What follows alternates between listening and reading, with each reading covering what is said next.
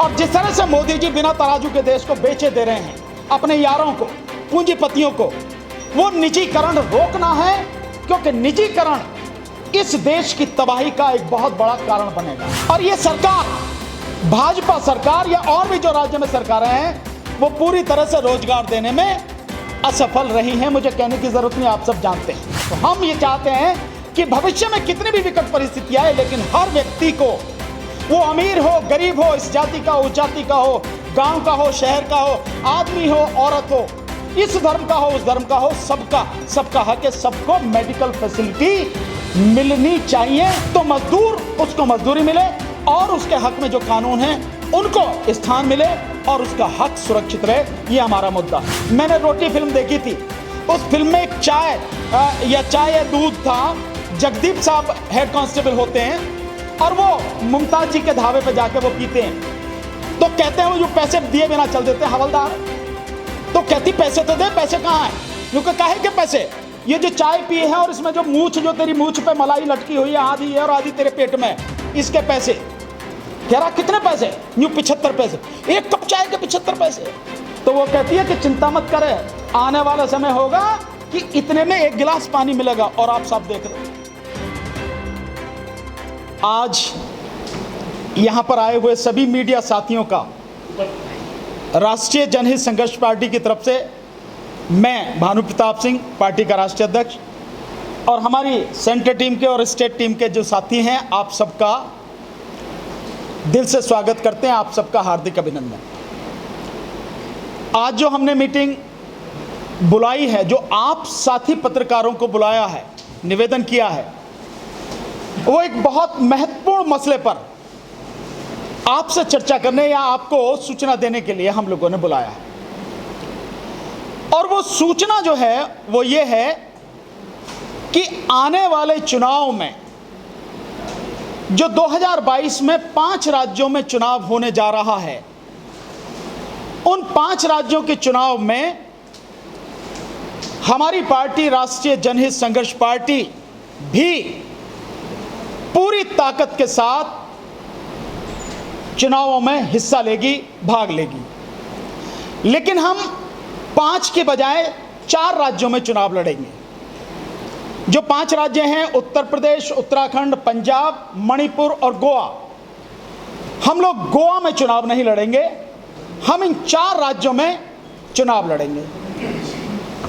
हाँ, हम 4 राज्यों में चुनाव लड़ेंगे, उत्तर प्रदेश, उत्तराखंड, पंजाब और मणिपुर में।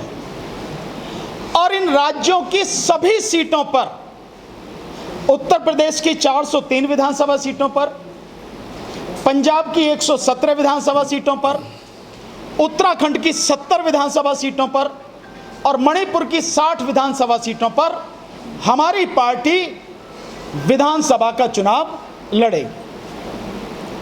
और उन सब में जो हमारी लड़ाई होगी, हम केवल कोई एमएलए जीत जाए, ये केवल ये दिखाने के लिए कि हम केवल एक पार्टी हैं, भैया हम भी खड़े चुनाव में, हम इसके लिए चुनाव में हमारी पार्टी नहीं जा रही।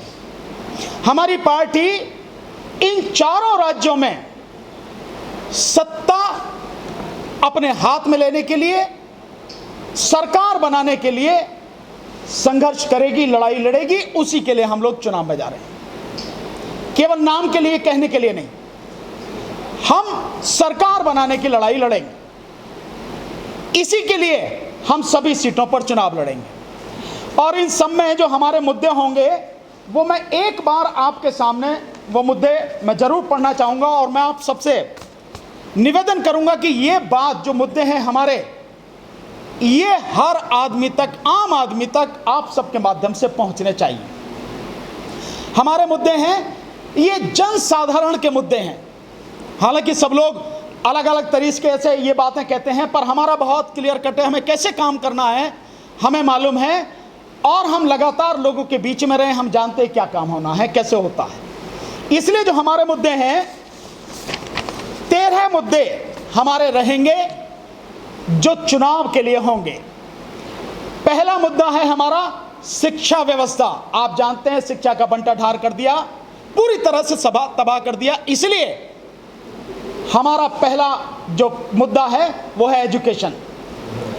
दूसरा मुद्दा है हमारा स्वास्थ्य व्यवस्था। आप सब जानते हैं कोरोना काल में कैसे इन सरकारों ने जो स्वास्थ्य व्यवस्था है कैसे नंगी हो गई, आपके सामने है सारा। जब लोगों को ऑक्सीजन नहीं मिली, दवाई नहीं मिली, डॉक्टर अस्पताल नहीं मिला, बेड नहीं मिला, आईसीयू बेड नहीं मिला, वेंटिलेटर नहीं मिला, सबके सामने है। तो हम ये चाहते हैं कि भविष्य में कितनी भी विकट परिस्थितियां आए, लेकिन हर व्यक्ति को, वो अमीर हो गरीब हो, इस जाति का उस जाति का हो, गांव का हो शहर का हो, आदमी हो औरत हो, इस धर्म का हो उस धर्म का हो, सबका हक है, सबको मेडिकल फैसिलिटी मिलनी चाहिए। केवल इसकी वजह से किसी व्यक्ति को जान का नुकसान नहीं होना चाहिए। तो स्वास्थ्य व्यवस्था ये हमारा मुद्दा है। तीसरा मुद्दा बेरोजगारी और पेंशन व्यवस्था। आप जानते हैं बेरोजगारी इस देश में कितनी, आज की तारीख में तकरीबन 30 से 35 करोड़ लोग बेरोजगार, और ये सरकार, भाजपा सरकार या और भी जो राज्य में सरकारें हैं, वो पूरी तरह से रोजगार देने में असफल रही हैं। मुझे कहने की जरूरत नहीं, आप सब जानते हैं। सीएमईआई का डाटा अगर आप देखते हैं तो आज की तारीख में भारत में सबसे ज्यादा बेरोजगारी है। इसी कोरोना काल में जो अब दूसरी लहर है, इसी में तकरीबन 3 करोड़ लोग बेरोजगार हो, तकरीबन 1 करोड़ से ज्यादा जो सैलरीड क्लास के लोग हैं वो बेरोजगार हो गए। इसलिए रोजगार लोगों को मिले, अधिक से अधिक लोगों को रोजगार मिले, और जिनको पेंशन मिलती है, जो कमा नहीं सकते, जो कहीं जा नहीं सकते, चाहे विधवा हो, विकलांग हो, बूढ़े हो, उनको भी इंसान की तरह जिंदा रहने के लिए, जीवित रहने के लिए पेंशन मिले, वो हमारा मुद्दा है। चौथा मुद्दा है न्याय और कानून व्यवस्था। आज की तारीख में आप देखते हैं झूठी एफआईआर होती हैं, आप अपनी एफआईआर नहीं लगा सकते, रिपोर्ट नहीं लगा सकते, कोई काम नहीं होता। किसी भी सरकारी डिपार्टमेंट में जाइए, आम जनता पूरी तरह से बेबस है, कोई उसकी सुनता नहीं। तो न्याय और कानून व्यवस्था ये समुचित रूप से चले, मजबूत हो, ये हमारा मुद्दा है। इसके अलावा पर्यावरण संरक्षण, इसको लोग कभी महत्व देते नहीं है, और पार्टियां, बीजेपी पार्टी का बनाए तो जिस तरह से उसने काम किया है, और किसी भी प्रोजेक्ट के काम शुरू होने से पहले जो एक रिपोर्ट आती है पर्यावरण की, उसमें जो सुधार करने हैं, इन्होंने ऐसा बंटा ढार कर दिया बीजेपी वालों ने, सेंट्रल गवर्नमेंट ने, कि आज की तारीख में पर्यावरण को पूरी तरह से तबाह कर दो, तब भी आपको कोई चिंता नहीं है। और पर्यावरण अगर खत्म तो इंसान जिंदा बहुत ज्यादा नहीं रहेगा। एक वैज्ञानिक है, शायद आइंस्टीन है, मुझे नाम प्रॉपर तरीके से नहीं है, शायद यही है या एक और है, उनका कहना यह है कि अगर दुनिया में मधुमक्खी खत्म हो जाए तो 4 साल में इंसान का नामो निशान इस धरती से मिट जाएगा। ये उनका कहना है, और ये सही भी है, क्योंकि जितना भी परागण होता है, यानी एक फूल से दूसरे फूल तक और दूसरी जगह से वहां तक, ये जितना भी सब कुछ होता है, ये मधुमक्खियां काम करती हैं। प्रकृति को हम समझते नहीं, इसलिए उसको ध्यान नहीं देते। तो ये पर्यावरण संरक्षण ये हमारा एक मुद्दा है। नदियां किस तरह से गंदी हो रही हैं, आप सब जानते हैं। पानी जहरीला हो चुका, हवा जहरीली। पर्यावरण संरक्षण हमारा मुद्दा। एक छठा मुद्दा है खेती, किसान और कृषि कानून। किसान आंदोलन चल रहा है, कृषि कानून आपने देखे ही हैं किस तरह से हाहाकार मचा है, सरकार सुनने को तैयार नहीं है। इसलिए किसान को वाकई में एक सम्मान पूर्वक जीवन मिल सके, वो हमारा एक मुद्दा है। नंबर 7 मजदूर और श्रम कानून। बीजेपी ने, राज्यों ने भी और केंद्र ने भी सारे श्रम कानूनों को खत्म कर दिया। कहा यह गया कि 3 साल के लिए उनको स्थगित कर दिया, लेकिन 3 साल बाद किसको याद रहेगा क्या होगा क्या नहीं होगा, एक तरह से खत्म कर दिए गए। तो मजदूर, उसको मजदूरी मिले, और उसके हक में जो कानून है उनको स्थान मिले, और उसका हक सुरक्षित रहे, ये हमारा मुद्दा है। निजीकरण, आगे इसके आगे है निजीकरण और ठेका प्रथा। जो सरकारी नौकरियों में ए, बी, सी और डी, ये 4 कैटेगरी होती हैं, ए और बी को छोड़ के बाकी सी और डी में पूरी तरह से ठेका प्रथा लागू की जा रही है। और ठेका प्रथा का मतलब यह है कि आप, सरकार और ठेकेदार मिलके, जो मजदूर को पैसा मिलता, कर्मचारी को मिलता, उसे आप लूट लो, खा लो। क्योंकि आज भी सरकारी खजाने से तो उतना ही पैसा जाता, मानो कोई क्लर्क है या कोई चपरासी है, उसको आपने प्राइवेट में रख लिया, उसके नाम से जितना पैसा सरकार से उतना जा रहा, लेकिन ठेकेदार ने दिया तो वो ठेकेदार खा रहा है, और उस ठेकेदार से मिलकर सरकार खा रही है। ये बंदरबाट हो रही है। तो जब सरकारी खजाने से उतना ही पैसा जा रहा है, तो वो आदमी को सीधे क्यों ना मिले? तो ये ठेका प्रथा खत्म करना।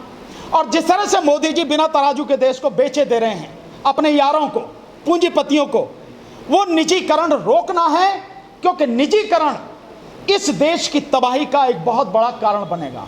और वैसे भी शेड्यूल कास्ट, शेड्यूल ट्राइब्स और ओबीसी का आरक्षण खत्म करने का ये पर्दे के पीछे का एक खेल है कि उनका आरक्षण पूरी तरह से खत्म किया जाए, उसके लिए सारा किया जा रहा है। तो निजीकरण और ये ठेका प्रथा हमारा एक मुद्दा। आगे बिजली और पानी, आप समझते हैं बिजली और पानी की क्या स्थिति है। पानी लोगों को पीने के लिए नहीं है और पानी को भी अब प्राइवेट हाथों में देने की सरकार तैयारी कर रही है। यह सबसे बड़ी मुसीबत है।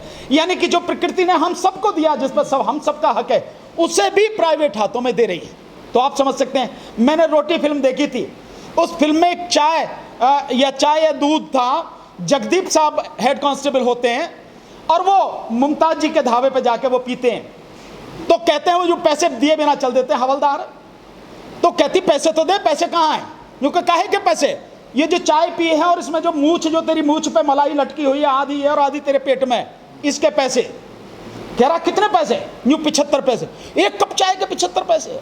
तो वो कहती है कि चिंता मत करे, आने वाला समय होगा कि इतने में एक गिलास पानी मिलेगा। और आप सब देख रहे हो रोटी फिल्म की वो बात आज सबके सामने हकीकत है नहीं है? 20 रुपए से लेकर 100 रुपए तक में 1 लीटर पानी आज की तारीख में दुनिया में मिल रहा है, उसको भी प्राइवेट करने जा रहे हैं। ये हमारा मुद्दा है। सड़क ग्रामीण क्षेत्रों में बने, हाईवे बनने हैं, हमें उससे लेना देना नहीं, जो भी कुछ है, लेकिन ग्रामीण क्षेत्रों में आवागमन के साधन सही हो, सड़क वहां हो, ये हमारा मुद्दा। आगे आंगनवाड़ी, शिक्षा मित्र और जो मिड डे मील कर्मचारी हैं, ये हमारा मुद्दा है।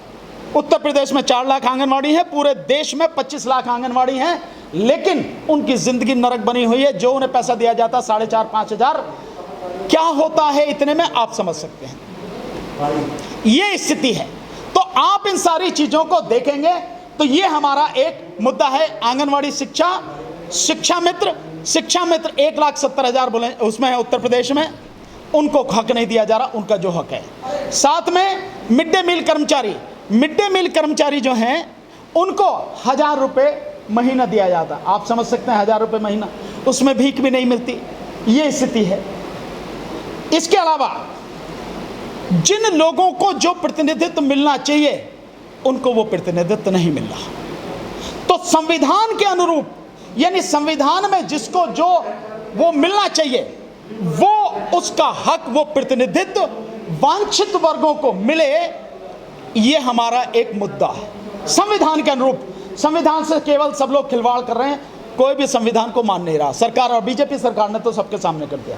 इसके अलावा CAA, NPR और NRC, इसका विरोध पूरी ताकत से करेंगे। हमने किया भी, आप सब जानते भी हैं, पूरे देश में किया है। और किसी भी हालत में CAA, NPR और NRC लागू नहीं होने देंगे। पूरी ताकत से पार्टी लड़ेगी, ये हमारा मुद्दा। और एक EVM व चुनाव सुधार, ये हमारा मुद्दा। तो ये 13 जो हैं, ये हमारे मुद्दे हैं, पार्टी के मुद्दे रहेंगे। इन मुद्दों को लेकर पार्टी आने वाले समय में चुनाव लड़ेगी। अब